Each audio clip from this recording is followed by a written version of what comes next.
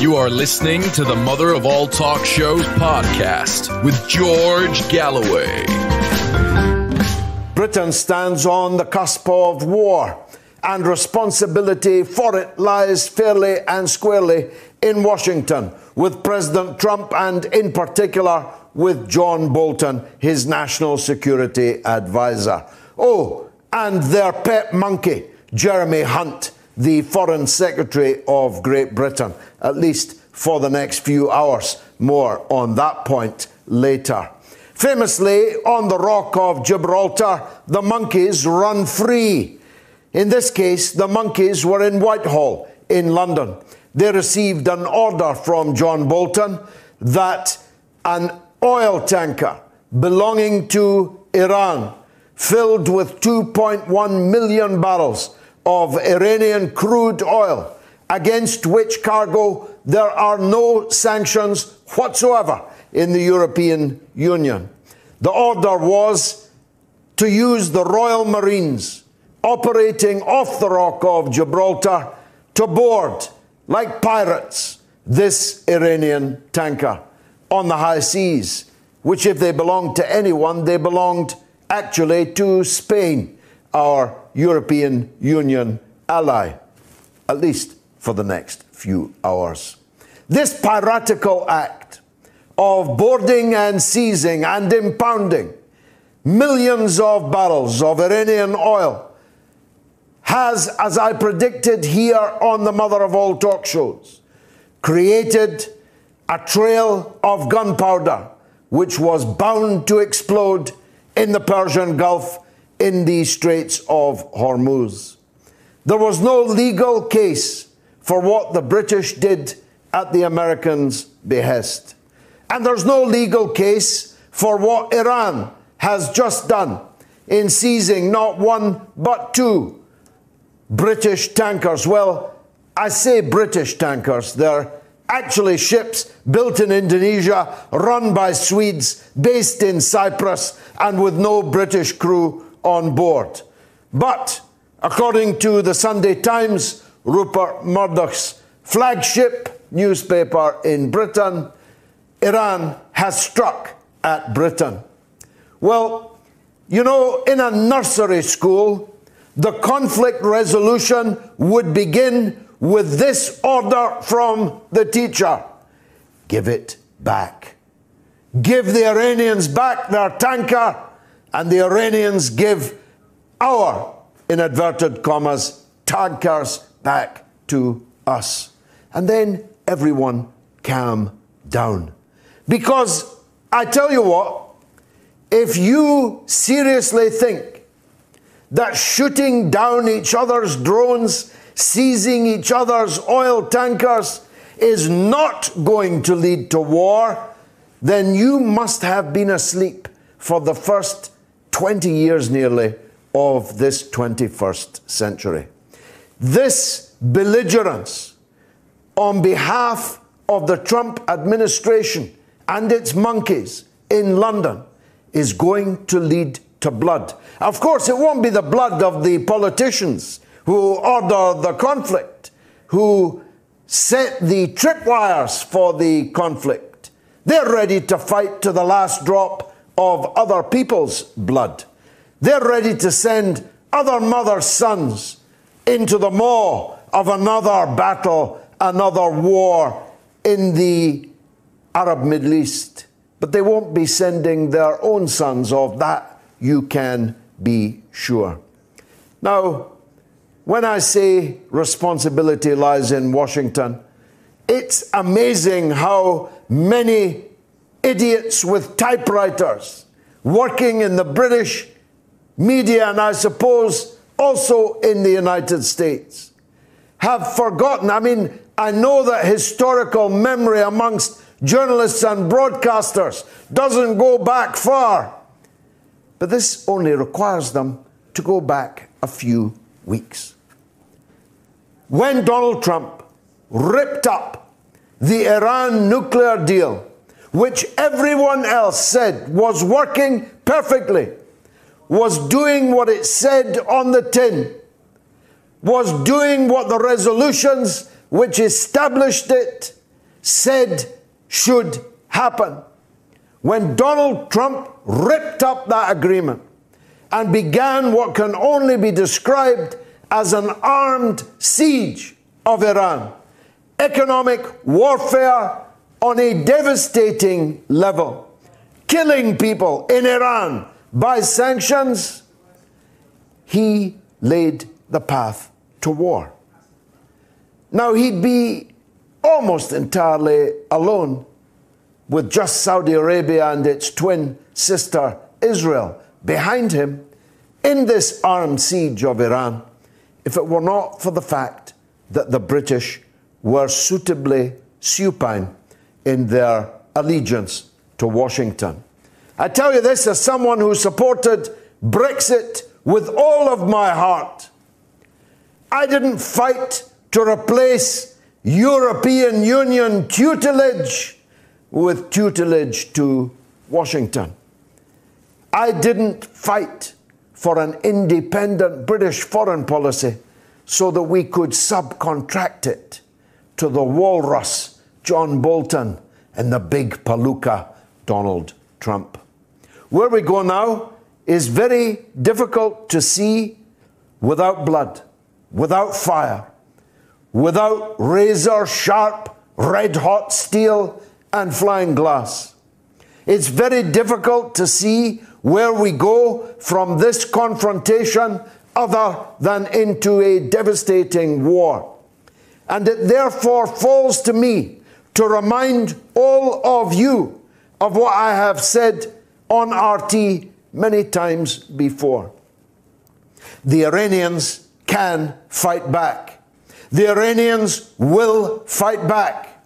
This is not Iraq in 2003, broken-backed, with a divisive and unpopular leader, the people disunited.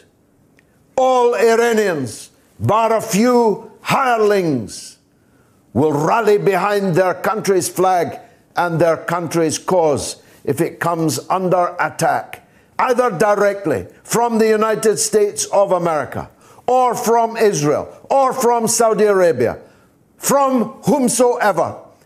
If one shell lands upon Iran, it will be answered by 100 rockets. The Straits of Hormuz will not become hazardous, they will become unpassable. The Straits of Hormuz will be on fire. The oil fields of all America's allies in the Gulf will be on fire. You won't be able to buy oil, not at $500, not at $5,000 a barrel. What could possibly go wrong with plummeting the world into such a catastrophe, when the previous catastrophes are still burning? Iraq is still burning. Afghanistan still burning. Libya still burning. Syria still burning. Yemen still burning. What could possibly happen if we begin now a much bigger, much more dangerous, much more deadly war with Iran? Sometimes I weary of being Cassandra, calling out to people who are employed to know better. Well, in this case, I know better. I know what the Iranians are capable of, and I know that there are many Iranians who are ready for the fight. We'll be talking about Washington too, after a week of truly dismally remarkable lows. For 13 seconds, Donald Trump stood silent on a stage in North Carolina this week, while hordes, I can only describe them as hordes from the previous Confederacy, dragging their knuckles in the auditorium, screamed hysterically, led by Trump's own daughter, "Send them back." He was referring to 4 women of color, not just United States citizens, just like Trump, just like his daughter, but were members, elected members of the United States Congress. Send them back, they bade, and bade, and bade, like a crowd at some Nuremberg rally, with Trump jutting his jaw like Benito Mussolini, Il Duce at his worst. And it was no accident. It now transpires that this is a part of the presidential election campaign, clearly thought out. People were actually paid for the advice to get him to do it.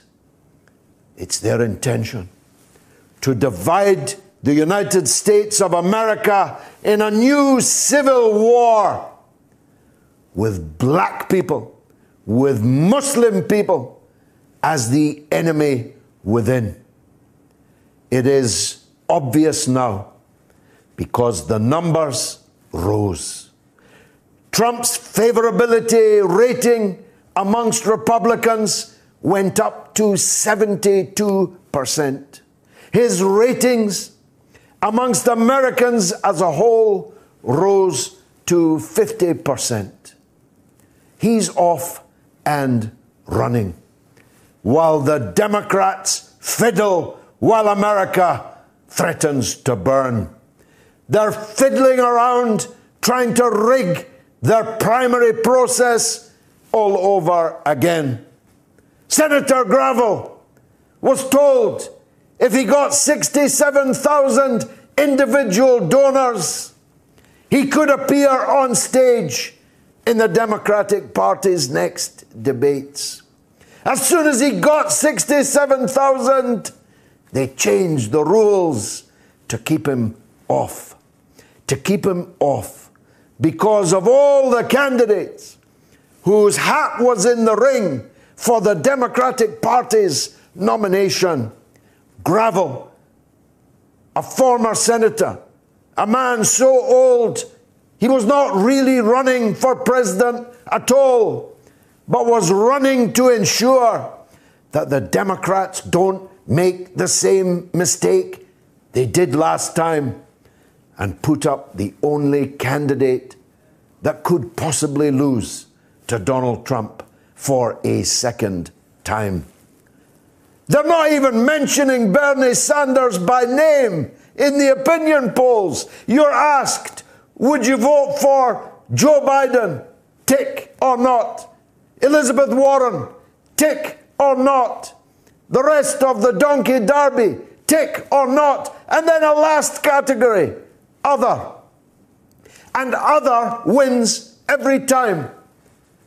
Every newspaper article I read, every broadcast I see, the only man that can defeat Donald Trump is being airbrushed from the political picture.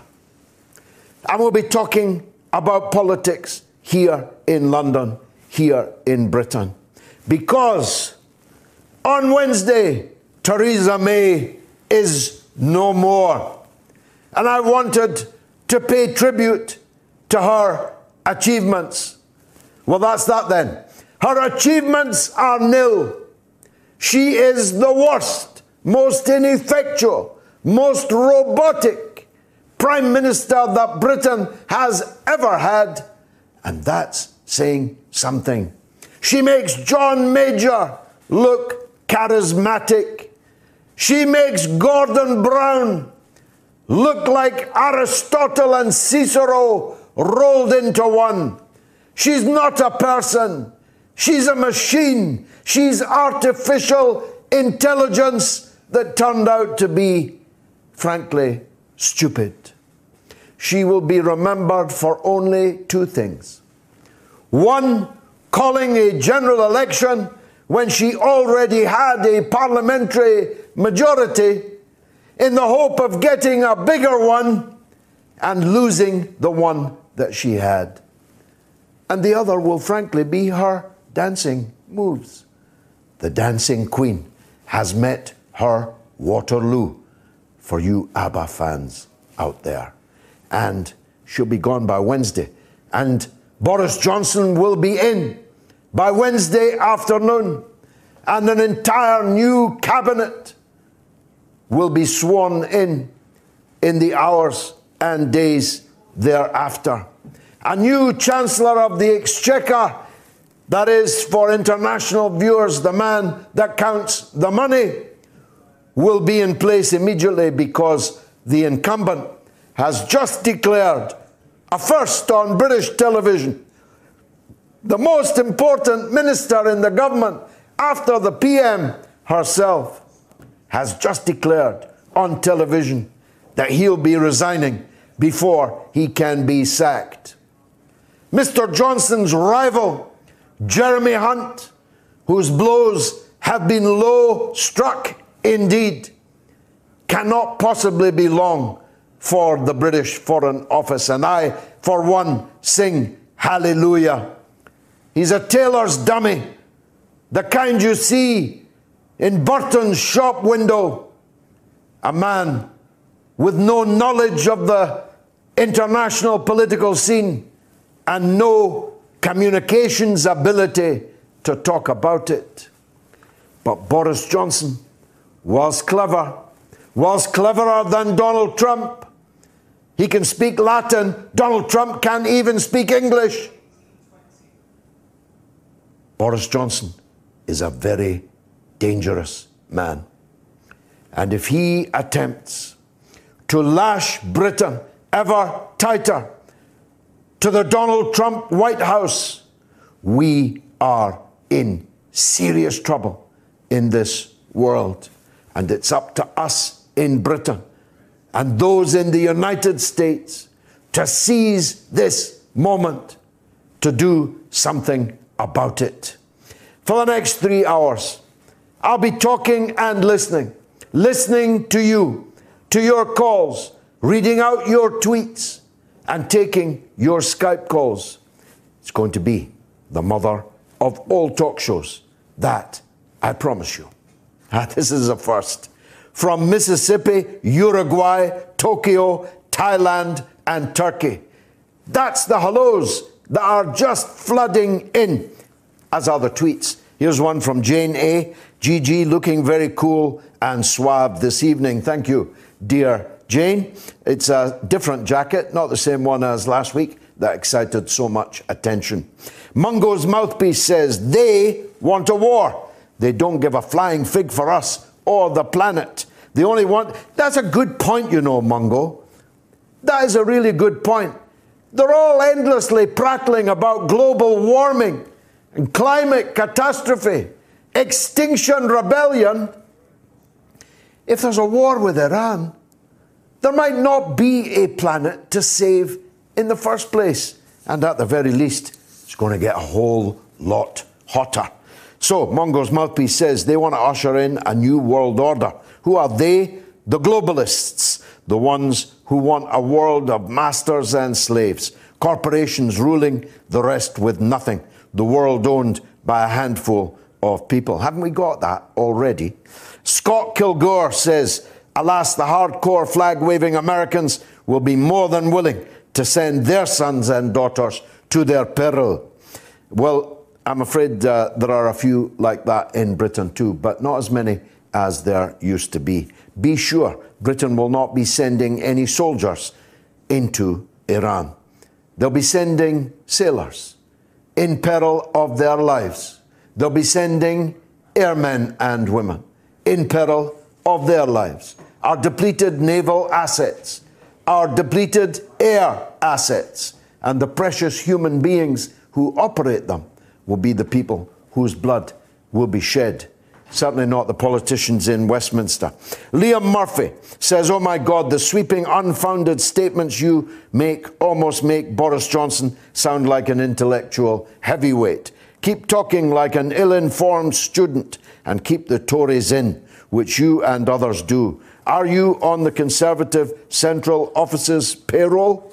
No, I'm not, Liam, but thanks for watching and listening anyway. Fraser Buchanan says, why are the Brits still the lapdog of the USA establishment? Haven't we learned from the gallivanting in Iraq? Best wishes from Canada. Well, Fraser, we haven't learned from Iraq. We haven't learned from Afghanistan. We haven't learned from Libya, from Syria, from Yemen. Now, you know there's an old song, fool me once, shame on you. Fool me twice, shame on me. Fool me 5 times, 5 times shame on me. We have a media which talks about this crisis as if none of the other crises ever happened or ever ended so catastrophically, or rather not ended, continued so catastrophically. I've got a call from Nottingham in England. Yes, caller, go ahead. Hello, George. How are you, comrade? I'm very good. Nice to hear from you, sir. What's your name? Oh, God bless you. It's Paul. Thanks, Paul. I remember you well, yes. You do? When you came to Nottingham, brother, I've seen you there with Garrie. Yes, I remember it well. Wonderful wife. I remember it well. Absolutely wonderful. Thank you. Absolutely loved your speech together with Ken Livingstone. Ken Livingstone, yeah. You know, George, I'm absolutely shocked, the way this, this is all panning out, with this threat against Iran. You can see that it's clearly a false flag, that's orchestrated clearly by the CIA. The Mossad, the Israelis are in there. They're the ones at the top of this tower of evil that's stoking it up. Have we not had enough, George, of the destruction that they've caused across the Middle East, the genocide that we've seen in Iraq, over 1 million dead, in Syria, 500,000 dead?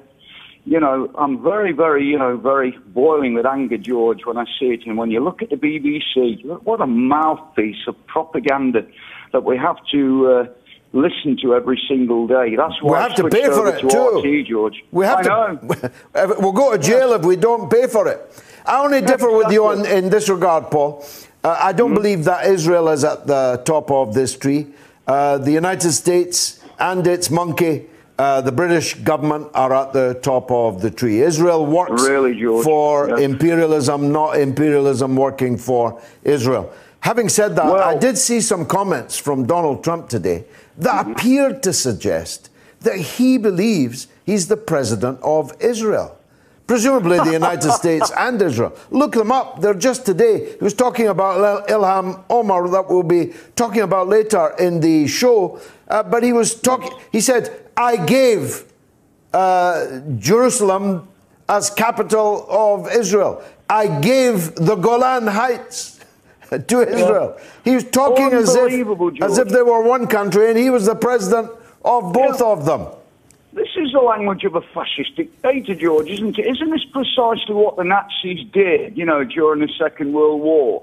What was the Nuremberg trials all about, George? It was about putting, Nazi war criminals on trial for what? Precisely for wars of aggression, George. Wars of aggression. The Nuremberg against peace. Yeah, the Nuremberg Tribunal established wars of aggression as the ultimate crime. And no one has paid for the wars of aggression against Iraq, against Afghanistan, against Libya, against Syria. No one has paid for those wars of aggression, wars of choice, wars of aggression. But no, Trump will only be a Nazi dictator if he succeeds in closing down the courts, cancelling the elections, appointing himself the president for life. And I think we're a very, very long way short of that. So I don't believe that he's a Nazi dictator. Enough, George. I accept that point. But the longer we have a Trump kind of nutcase in power in the United States of America, we're more likely, we're going in that direction, George. Mind you, I'll tell you what, Paul. Discussing assault on the congresswomen like Ilhan Omar.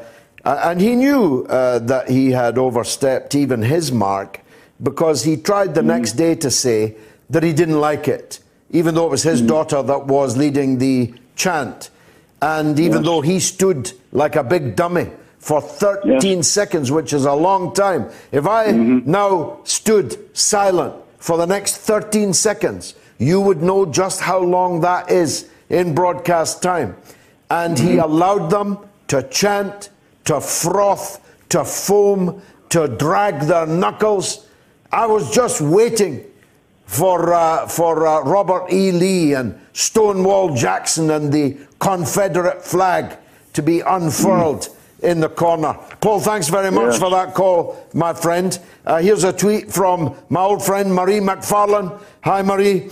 Ready for some truth, ready for some facts, and intelligent, non-censored, authentic discussions for and by the people. Tune in to the mother of all talk shows. Thanks, Marie. Let's hear from Helen in Cornwall, again in England. Go ahead, Helen. Hello, can you hear me, George? Very clearly, the whole world's listening.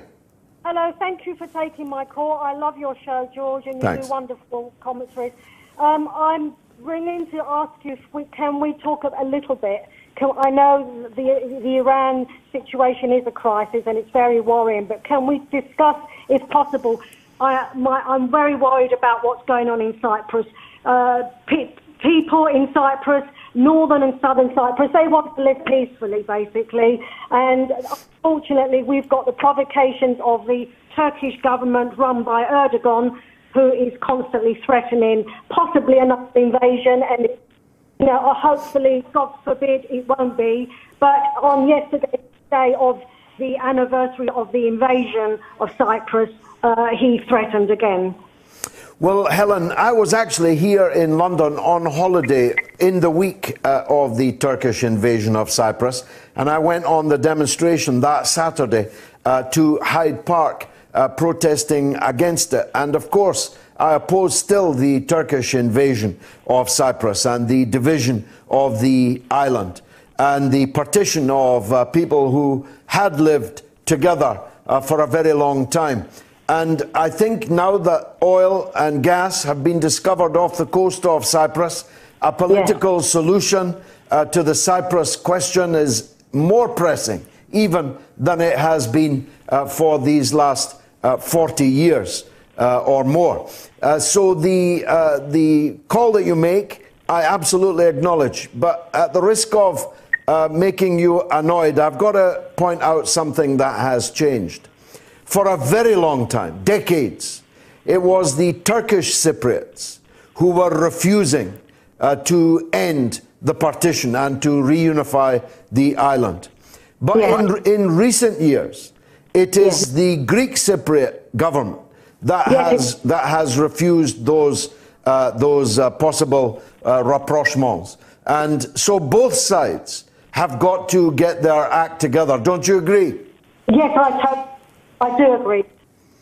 So we've got to, it was 1974, right? So this is the 45th anniversary. Yes. Wow. 45th anniversary. And why? I remember that demonstration like it was yesterday. There you go. Go on, Helen.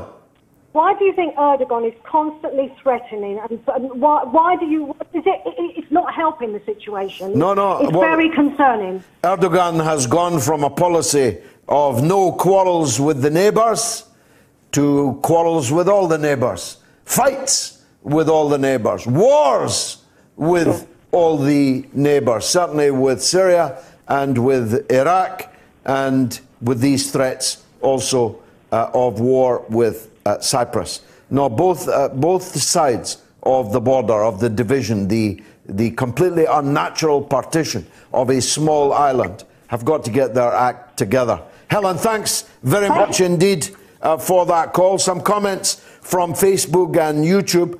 Ash Baig says, Iraq War Mark II. War, will the Americans never learn from their failed history of aggressions? Don't forget also that you can send Skype messages. You can send them in, by the way, at any time in the week, and we'll play them out.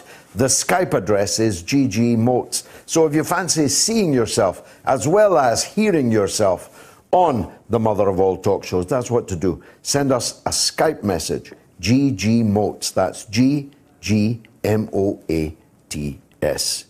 And here's the man without whom the news wouldn't be the news. Here's Adam. Lovely to be back.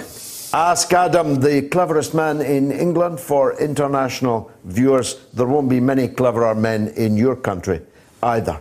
Adam is a polymath, a man who can talk about everything from ABBA and King Crimson, to the intricate politics of the southeast of Asia, the northeast of Asia, the North Africa, Middle East region, Britain and the United States. Welcome back, Adam. Have you got a question, by the way? Hashtag it, Ask Adam.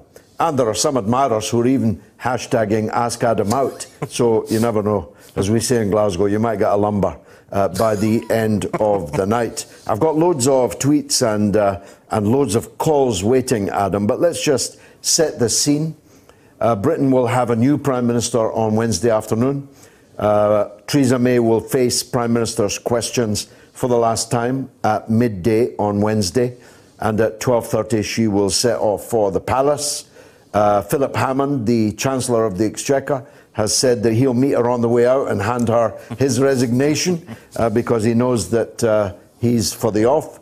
His tea is out, as we say in Glasgow. So we'll be filling not one but two and maybe many more posts on Wednesday afternoon. How does that scene look to you? Well, it's going to be the spring cleaning, and before we get to that, we can just sort of set the scene for her final Prime Minister's question time. I'm sure it's available online, so I do recommend watching it. The previous two debates in which she lost her attempt to get her European withdrawal bill, that's really just a new European treaty, through the House of Commons. And I had trouble at one point determining which side of the House were the government and which were the opposition, because they were all lining up. They looked from pig to man and man to pig. Quite right. They were all opposing her. We're going to see something very different on Wednesday. It's going to be a cavalcade of hypocrisy where, as you say, the least effective and most ineffectual Prime Minister in living memory, if not in the memory of the dead, they're going to be giving all sorts of praise to her, and it's going to be quite morose. So they come here not to bury, but to praise her. Indeed. In her last hours. Quite right. So we're going to see a lot of that. When they say he was great, I wasn't around, but when Pitt was succeeded by an unknown man called Addington, they said Pitt is to Addington as London is to Paddington. Paddington being a tiny area not far actually from here. London is to Paddington.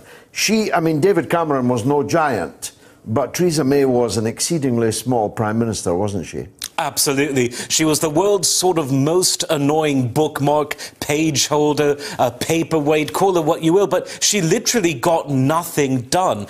Absolutely nothing. Well, I take that back. She provoked Russia, she provoked China, she provoked Iran, she provoked the United States. She lost us a lot of friends, yeah. How to lose friends and influence nothing is really... That's an overarching question I have, Adam.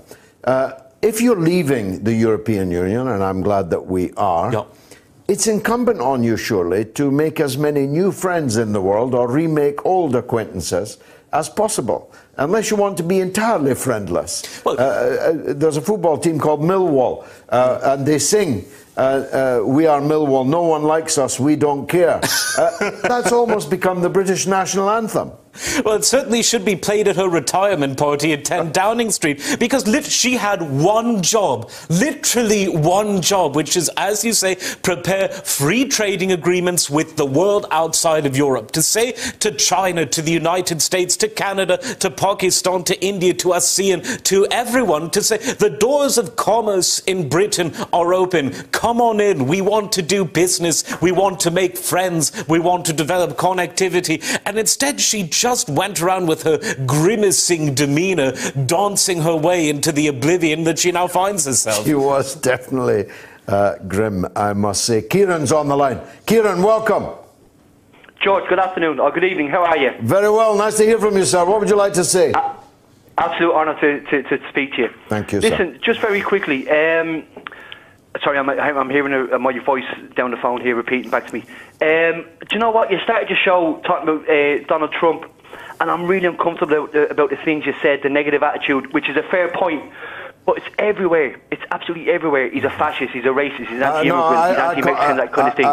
Well, I contradicted that he was a fascist. No, but I mean, he's not a even fascist. how you talked about him, you said that you didn't like him. Oh, that was the impression that I got. Was that a surprise to you that I don't like him? No, it's not, and I'm not a fan of Trump either, but I'm a fan of fairness.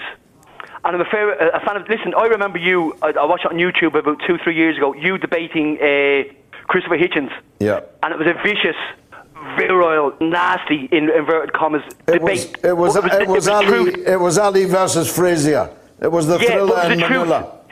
It was a fair fight. You used facts.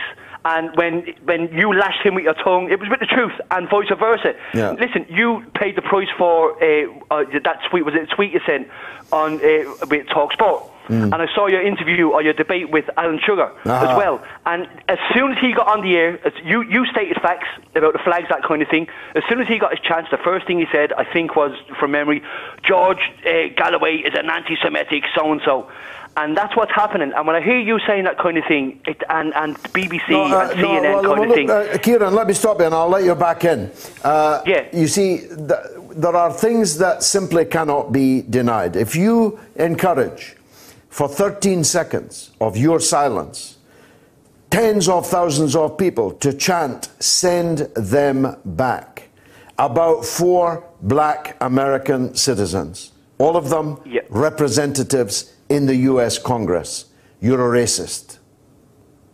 I don't know. I don't know. It's not right. Okay, it's not right. Okay, but that's a very easy label to put on. It's a very easy label to put on. Well, I'll tell you what. His own wife is an Eastern European immigrant. Correct. His previous wife was a Russian immigrant, I think, certainly from Eastern Europe. Yeah. His father was the son of a German immigrant. Yeah. His mother was a Scottish immigrant. He's not saying anybody should be sent back to Scotland or Slovenia or Russia. He's saying it about 4 black women, Kieran. But you better believe that if it was 4 white women from Eastern Europe, he would be saying the same thing. Listen, now, look, you can say that, right? And you could say, well, that proves he's a racist. I could also say, it wasn't only in the last few months that he had loads of black people in the Oval Office, that Obama and previous administrations let these people rot in jail for fairly minimal drug crimes and that kind of thing, simply because of the third strike. Kieran, I wouldn't like you to have the misapprehension that I in any way hold any candles for Barack Obama.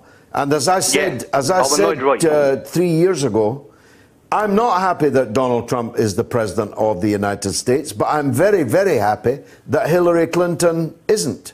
Let's hear what Adam has to say. Let's take Adam's point of view. Adam.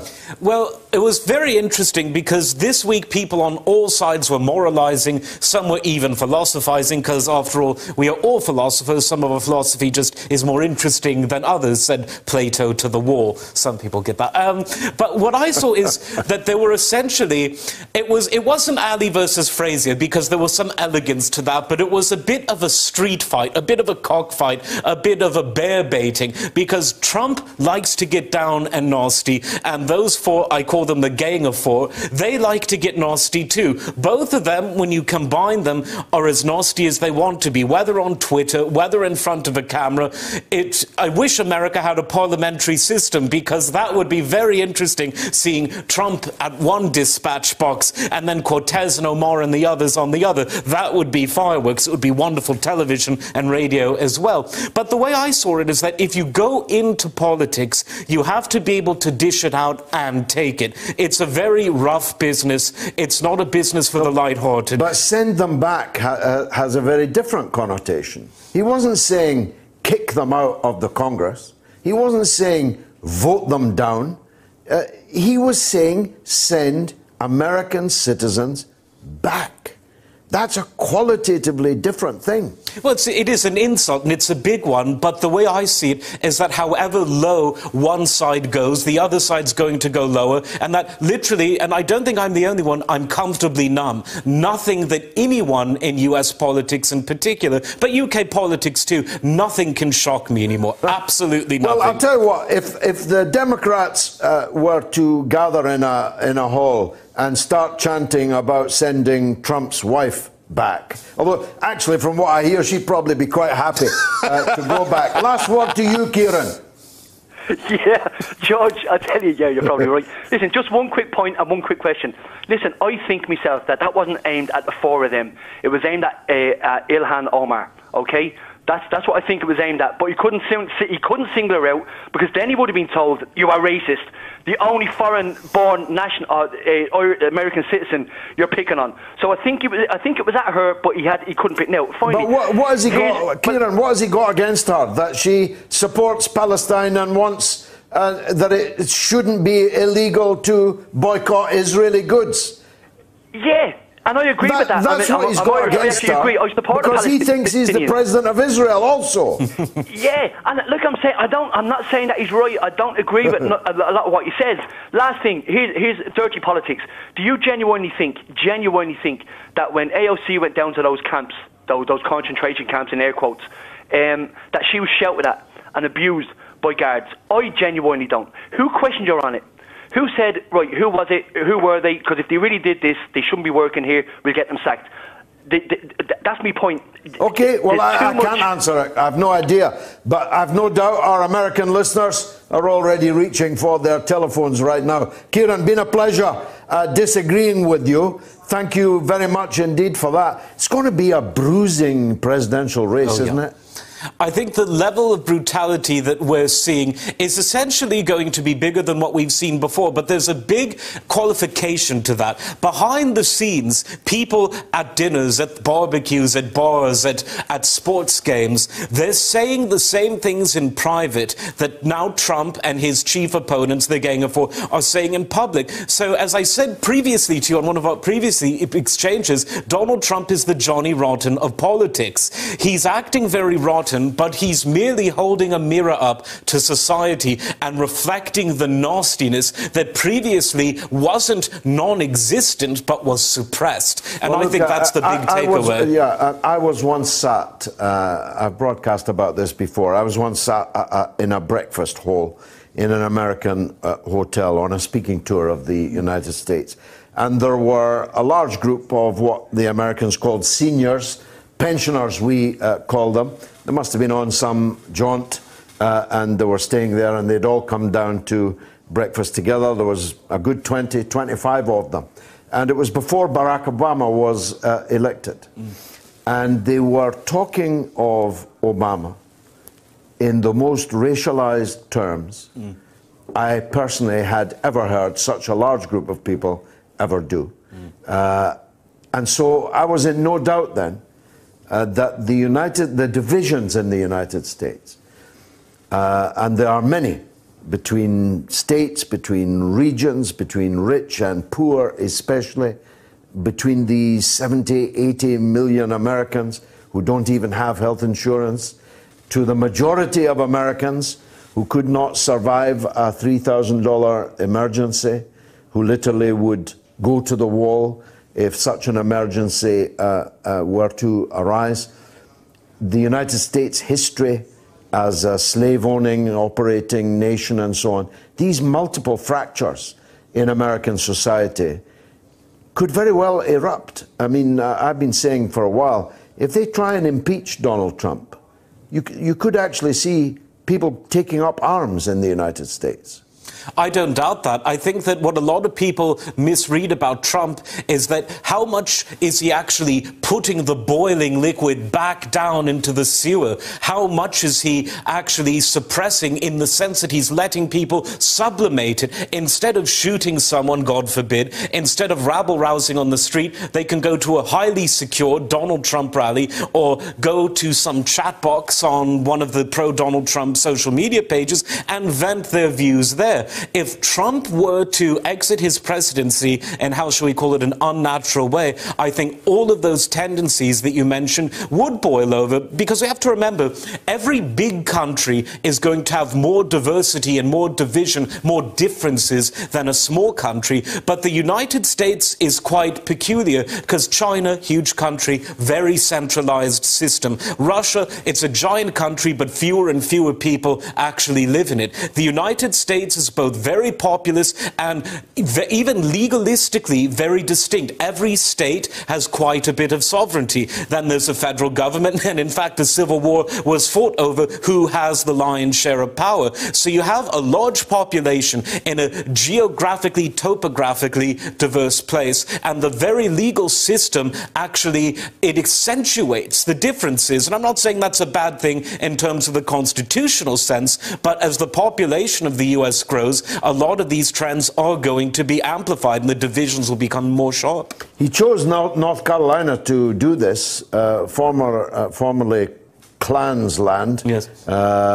In fact, the very town that he chose, in which the rally was held, was formerly, perhaps even still to some extent, a real stronghold of the very worst white supremacist instincts in the United States. Well, the first hour is almost by. The good news is that there are 2 more hours to come. You can call us, you can tweet us, you can even Skype us at GG MOATS. This is the mother of all talk shows. I'm George Galloway. With me is the cleverest man in England. Ask Adam. Hashtag Ask Adam Garrie. No sooner had I asked for an American caller, and I've got one, though his name isn't Gareth. Tell me, what's your names? What's your name, sir? Yes, my name is Jared Monteith. A very good Scottish surname. Ah, you caught it really. Yes. I know Monteith very well. I even kissed a girl on Monteith Hill. Maybe 50 years ago. There you go. My family moved over to America just before the revolution happened. Also, I got a branch in Canada as well. It's a name that actually came from Normandy, of all places. Yeah, go ahead. Yes. Perfect. Yeah. And what did you want to say? I want to talk about Iran and what the neocons with this clown in the White House, they are trying to push a war with Iran. And they are cutting Iran's oil off. And we've seen this before with other countries, with Iraq, with Venezuela, with North Korea and Cuba. And they want to either have a regime that is friendly to the United States, or they will eventually just attack it. And I just can't, if my grandfather was alive today and he saw this clown in the White House, he would just already have a heart attack and die. And thankfully, he doesn't have to see this. Because when he fought in the Pacific War against the Japanese fascists, I never in my day believed that our country would one day be ruled by actual fascists. And yet here we are today with the likes of people like Donald Trump and Theresa May and now Boris Johnson. But brother, you know, we have to be careful with these. This ontology is very important, you know. We have to be careful with these words, because if we debase the currency, then we'll be the boy that cried wolf. Donald Trump is many things, and Boris Johnson is many things, but neither of them is a fascist. A fascist is a dictator that abolishes elections, abolishes the courts, sublimates all national institutions to his own will, and sets about a process of annihilation, physical annihilation of his opponents. Now, we might not like Donald Trump, but he doesn't fit the bill on any of those. Yeah, you're right. Maybe I should have said proto-fascist would be a better term. Somebody who is in the process. Or far-right would be a better term, I guess. Yeah, although his ratings are up to 50%. So, yeah, it's working. It's the people, and not necessarily only the president that we have to reproach for all of this. Anyway, I'm thinking of Menteith Hill as I say goodbye to you. Thank you very much indeed, because I've got the legendary Katie Halper on the line now from the United States. Katie, on screen, even. So very, very good to see you. Katie, can you hear me? Yeah. Excellent. Very Hello? nice to make your acquaintance, Katie, albeit by Skype. Right, we've lost the voice. We'll come back to you. The Communicipalist says the US military carbon bootprint is destroying the world even without firing a shot. It is recently reported in the Ecologist journal that the US military is a bigger polluter than 140 countries. Just think about that. Just contemplate that. Paul Booker says, one of my best friends has a son aboard HMS Duncan and currently in the Gulf. Actually, right in the firing line, Paul. She was beside herself when she found out about his deployment. She knows that's his job, but her and other parents hate the thought of their children dying in someone else's war. Thanks, Paul. John M. says, does anyone actually think that Iran cares about the United Kingdom? It's all about power, and unless I'm very much mistaken, we don't have any. Sending a nuclear sub says what? Something for it to do. Otherwise, it's sailing about, looking hard, and doing nothing. Thanks, John. Unfortunately, we seem to have lost Katie. Are we going to get her back? Katie, are you there? Yes, I'm there. How wonderful, wonderful to see you. Thanks very much indeed for joining us. I've been talking to a slightly skeptical audience to some extent about what I thought was the crossing of a Rubicon by Trump this week in North Carolina. His standards are quite debased in any case, especially about women, especially about people of colour. And here we have 4 women of colour who he has now quite deliberately put into his sights. So whilst it's not full-on fascism yet, it was kind of fascism light, the rally, didn't you think? Yeah, I thought so. I mean, I think the rally was really scary and disturbing. But I do have to say that one of the other things that I think we need to talk about, because I think that, I mean, everyone knows that Trump is a racist sexist, and that's worth talking about. But the other issue is that Nancy Pelosi has been kind of depressingly unsupportive of these women. Can you guys hear me okay, by the way? Yeah, I can. And you've struck a chord with me, because I was going to put to you, Katie, that the Democratic Party's leadership teed this whole thing up for Donald Trump. Right, exactly, which is that, so the issue is that Donald Trump, as I said, and as you know full well, we know he's racist, we know he's sexist. That doesn't mean that we don't need to talk about it, but I do think that the irony is that we should be expecting more from Democrats, or I thought we should be. And like you said, Nancy Pelosi teed this thing up. She's been really dismissive and disrespectful of the squad, right? So that's Ocasio-Cortez, Ayanna Pressley, Rashida Tlaib, and Ilhan Omar. And what we're seeing is that Donald Trump, because we know he's very shrewd, I mean, he's very stupid and shrewd at the same time, he took advantage of that, and he kind of provoked more division and played Nancy Pelosi and took advantage of that and attacked these 4 women. And then Nancy Pelosi, in kind of in turn, and this is how it's, I mean, it's almost like a feedback loop with Trump and Pelosi. I'm not comparing Pelosi and Trump in terms of their politics or their morals, but, you know, they both benefit from this, because Trump gets to throw red meat at the base, and Nancy Pelosi gets to look like an anti-racist because she's condemning Donald Trump. But well, that's true to a very big extent, but Trump's got the Democrats now right where he wants them, doesn't he?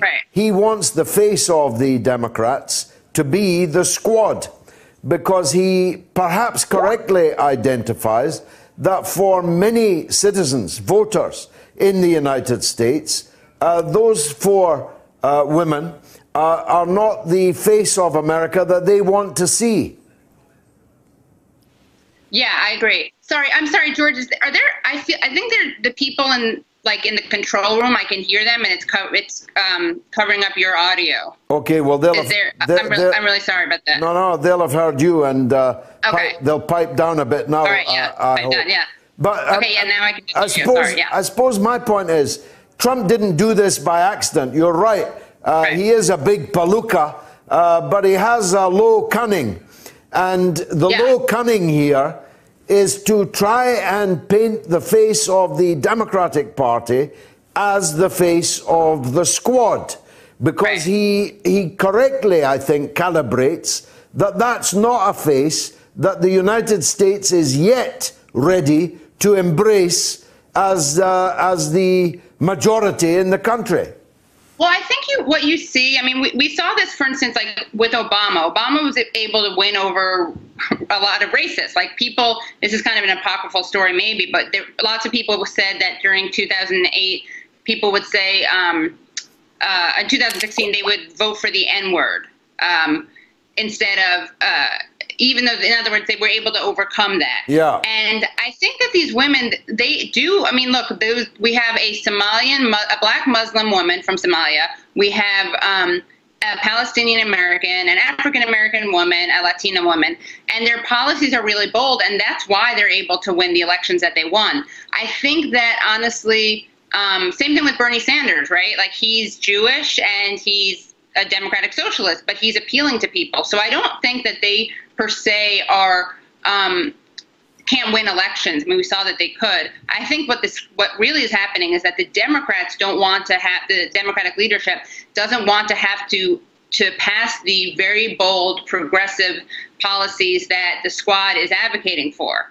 And it's funny because they're pretending that the Squad is distracting from bread and butter issues, and that's not true at all. They're the ones who are pushing the bread and butter issues, and they're pushing Nancy Pelosi to push them. And those things are very popular. They have mass support, you know, the minimum wage, Medicare for all those things that the kind of Bernie wing of the party is fighting for. So I think he is being strategic, but I also think if the Dems actually got behind those policies, they'd be a lot more inoculated against Trump. Indeed, and those four wouldn't be the face of those policies. The leadership would be the face of those policies. Right, they would be among the face. Right, they'd be among the faces of those policies. Right. Now, I said earlier in the show, I have not seen or heard anything that Ilhan Omar, who I think is the main target of the disgraceful events in North Carolina this week, because she's the only foreign-born person that could be sent back.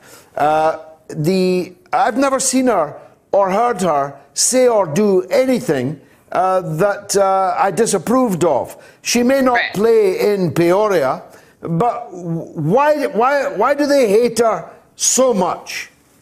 I mean, they hate her so much because one of the reasons is that she's openly critical of Israel, which is a big no-no. And I say this as a Jewish American who is really upset by the way AIPAC claims to speak for me and speak for all Jews. And Ilhan Omar, her views are much closer to mine and the views of lots of progressives, Jews and non-Jews alike. But she really exposed how much trouble you get into if you dare to criticize Israel. And of course, we have to remember that the majority of Zionists in the United States aren't even Jews, they're Christian Zionists, right? Sure. So when people try to smear criticisms of Zionism as anti-Semitism, they're being disingenuous or ignorant. That's one of the reasons. Also she went after, and this is part of our